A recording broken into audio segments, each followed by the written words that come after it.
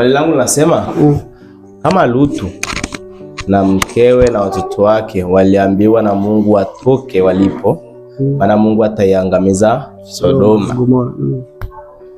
Je, ni nani ambaye anaijua historia ya mke wa Lutu? Kwa sababu hawakuruhusiwa kuangalia nyuma. Nani aliyejua kwamba mke wa Lutu aliangalia nyuma na akageuka kuwa jiwe la chumvi? Na wale wengine hawakuangalia nyuma. Swali langu ni hilo. Nimeishia hapo kwenye swali. Swali lako ni zuri sana, kwamba nani ama neno limekuja kuandikwa, nani alishuhudia kama waliangamizwa, Sodoma na Gomora iliangamizwa. Petro wa pili sura ya kwanza. Petro wa pili sura ya kwanza mstari wa 20 mpaka 21.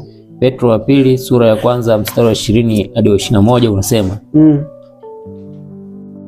mkijua neno hili kwanza, ya kwamba hakuna unabii katika maandiko upatao kufasiriwa kama apendavyo mtu fulani tu. Maana unabii haukuletwa popote kwa mapenzi ya mwanadamu, bali mwanadamu walinena yaliyotoka kwa Mungu wakiongozwa na Roho Mtakatifu. Walioandika Biblia waliongozwa na Mungu mwenyewe. Kwa mfano hapa chukue karatasi hapa. Kwa mfano hapa nikaandika, sawa. Hii hapa ni nini? Nimeandika nini? Mungu, sio? Aliandika hapa ni nani?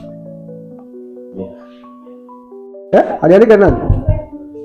Mimi sijaandika. Iliyoandika ni kalamu. Mimi ndio nimeongoza kalamu. Yaani mimi nimeongoza kalamu iandike nini? Alafu kalamu ndio ikatoa wino. Kwa hiyo ndivyo Mungu alivyofanya. Kwa hiyo Mungu aliwaongoza wanadamu kama kalamu tu. Kwa hiyo ndio tunasema Biblia imetoka kwa nani? Kwa Mungu. Kwa hiyo hizi habari ni Mungu mwenyewe anatuambia. Mungu akubariki sana. Swali lingine? Kama kuna swali lingine?